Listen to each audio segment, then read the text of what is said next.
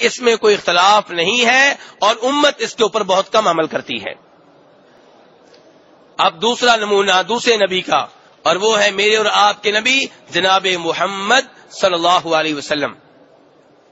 اور جو حدیث آپ کے سامنے رکھنے لگا ہوں، اسے امام احمد ابن حنبل نے اپنی حدیث کی کتاب مسند میں روایت کیا ہے، اور امام ابن حبان نے اپنی حدیث کی کتاب الصحیح میں روایت کیا ہے۔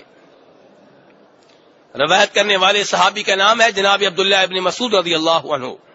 کہتے ہیں کہ فرمایا نبی صلی اللہ علیہ وسلم نے کہ جب کوئی آدمی پریشان ہو، جب کوئی آدمی غمگین ہو، جب کسی کو کوئی ٹینشن ہو، تو وہ اللہ تبارک و تعالیٰ کو مخاطب کرے، یہ دعا کرے تو اس کی پریشانیاں ختم ہو جائیں گی، اس کے غم دور ہو جائیں گے۔ یہ دعا کون سی ہے؟ فرمایا یہ کہے اللہم انی عبدک، اے اللہ میں تیرا بندہ ہوں، وابن عبدک، میں تیرے بندے کا بیٹا ہوں، میں بھی تیرا بندہ، میرا باپ بھی تیرا بندہ تھا، وابن امتک، میں تیری لونڈی کا بیٹا ہوں، میری ماں بھی تیری لونڈی تھی، ناصیتی بیدک، میری پیشانی تیرے ہاتھ میں ہے،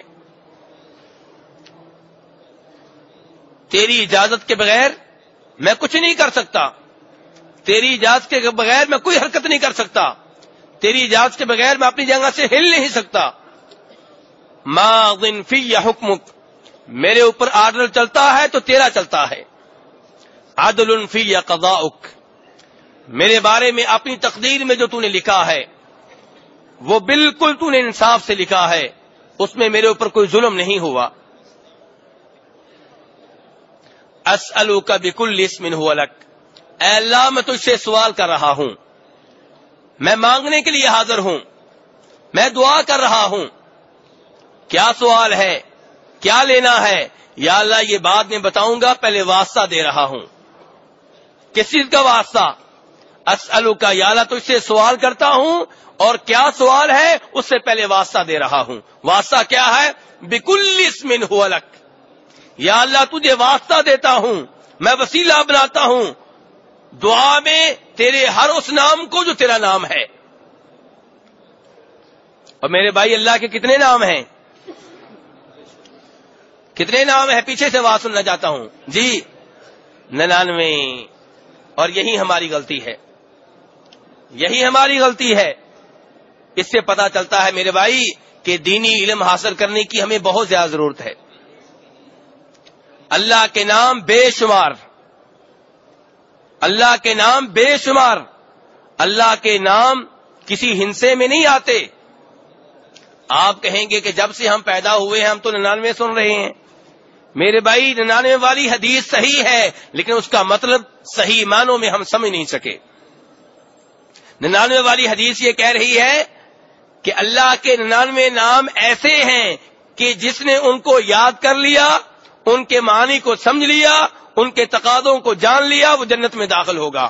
یہ نہیں ہے کہ اللہ کے نام 99 ہیں، یہ ہے کہ 99 نام ایسے ہیں جو ان کو یاد کر لے گا وہ جنت میں جائے گا، ورنہ نام اور بھی ہیں۔ امید ہے میرے بھائی بات سمجھ گئے ہوں گے کہ جو 99 نام ہم نے سن رکھے ہیں یہ وہ نام ہے کہ جس نے ان کو یاد کر لیا، ان کے معنی کو سمجھ لیا، ان کے تقاضوں کے اوپر عمل کیا، وہ جنت میں جائے گا۔ ایسا نہیں ہے کہ اللہ کے نام 99 ہیں، اللہ کے نام اللہ ہی کی طرح لامحدود ہیں۔ اس لیے نبی صلی اللہ علیہ وسلم کیا کہہ رہے ہیں؟ آپ یہ نہیں کہہ رہے یا اللہ میں تجھے واسطہ دیتا ہوں تیرے 99 ناموں کا، بلکہ آپ کہہ رہے ہیں اسألک بکل اسم هو لک، یا اللہ میں تجھ سے مانگتے ہوئے، تجھ سے سوال کرتے ہوئے تجھے واسطہ دے رہا ہوں تیرے ہر نام کا، بکل اسم هو لک سمیت بہ نفسک، جو بھی تو نے اپنا نام رکھا ہے، او علمتہ احدا من خلقک، جو بھی نام تو نے اپنی مخلوق میں سے کسی کو سکھایا ہے، چاہے آدم علیہ السلام کو سکھایا ہو، چاہے نوح علیہ السلام کو سکھایا ہو، چاہے موسیٰ علیہ السلام کو سکھایا ہو، چاہے مجھے سکھایا ہو، جو بھی نام تو نے کسی کو سکھایا ہے ہر اس نام کا تجھے واسطہ دے رہا ہوں۔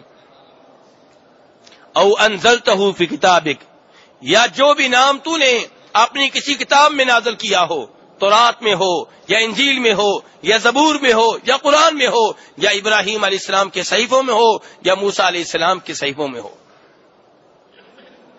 اب استأثرت به فی علم الغیب عندک، یا اللہ یہیں پہ بس نہیں کرتا بلکہ میں تجھے تیرے ان ناموں کا بھی واسطہ دے رہا ہوں جو تو نے کسی کو نہیں بتائے، کسی نبی کو نہیں بتائے، کسی فرشتے کو نہیں بتائے، کسی کتاب میں نازل نہیں کیے. وہ سارے کے سارے نام علم غیب میں تیرے پاس ہیں.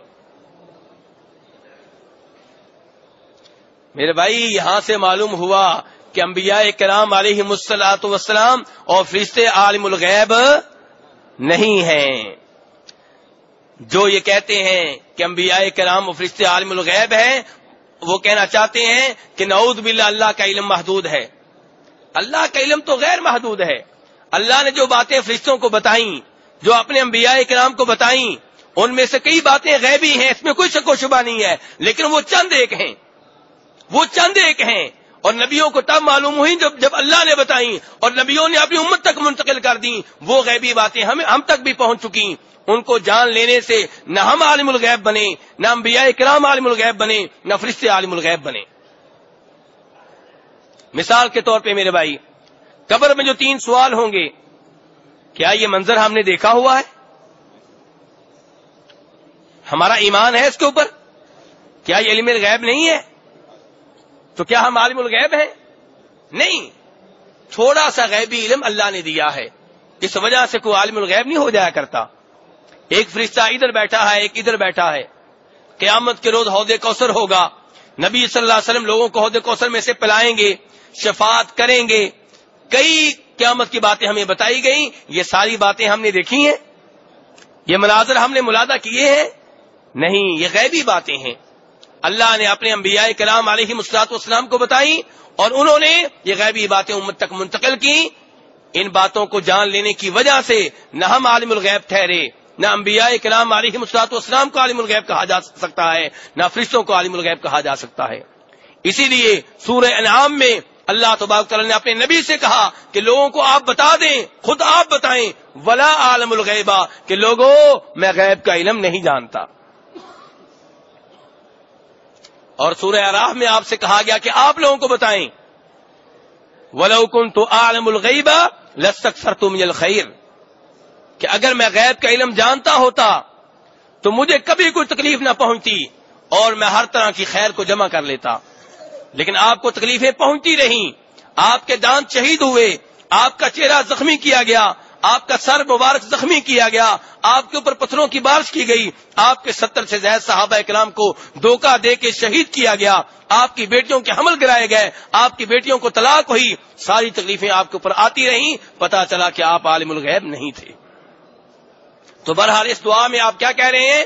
آپ کہہ رہے ہیں اسألک بکل اسم هو لک، اے اللہ میں تجھ سے سوال کر رہا ہوں. سوالی کون بنا ہوا ہے؟ نبی صلی اللہ علیہ وسلم سوالی بن کے اللہ کے سامنے پیش ہو رہے ہیں اور کہہ رہے ہیں اللہ میں سوالی ہوں، لیکن سوال کیا ہے یہ بعد میں ذکر کروں گا. پہلے میں اپنی دعا میں واسطہ بنا رہا ہوں تیرے ہر نام کو، چاہے وہ نام تو نے کسی نبی کو بتائے ہوں، کسی فرشتے کو بتائے ہوں، یا کسی کتاب میں نازل کیے ہوں، یا وہ نام تیرے پاس ہی ہوں. اب استأثرت به فی علم الغیب عندک. اب سوال کیا ہے؟ یہ کہہ دیا کہ مانگنے کے لیے حاضر ہوں، یہ کہہ دیا کہ واسطہ وسیلہ بنا رہا ہوں تیرے ہر نام کو.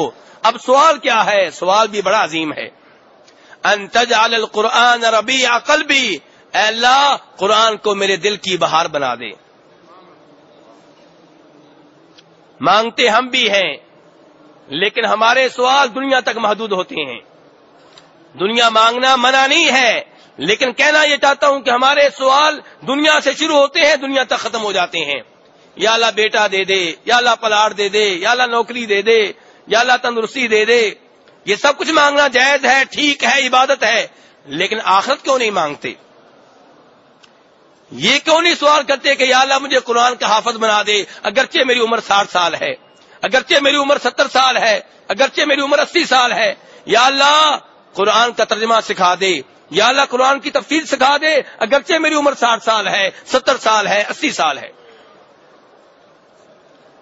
یہ ہے دعا، ان تجعل القرآن ربیع قلبی، یا اللہ قرآن کو میرے دل کی بہار بنا دے، میرا دل لگے تو قرآن میں لگے، میرا دل کرے تو قرآن کی تلاوت کرنے کو کرے، مجھے مزہ آئے تو قرآن کا ترجمہ اور تفسیر سیکھنے میں مزہ آئے، قرآن کو میرے دل کی بہار بنا دے، میرے دل میں رونقیں لگا دے قرآن سے۔ ان تجعل القرآن ربیع قلبی ونور صدری، اے اللہ میرے قرآن کو میرے سینے کا نور بنا دے، میرے سینے میں روشنی ہو کس کی؟